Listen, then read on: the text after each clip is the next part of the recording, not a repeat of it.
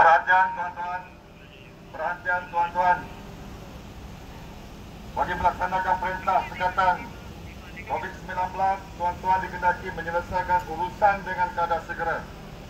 Bila tinggalkan tempat ini dan pastikan berada di kediaman masing-masing.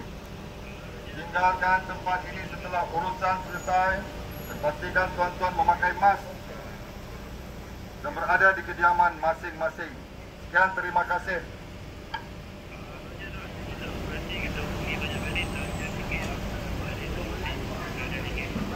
Kita sikit kan hari ni akan buat sekatan ke? Ya. Hari ini kita akan buat sekatan bermula jam 11 pagi nanti.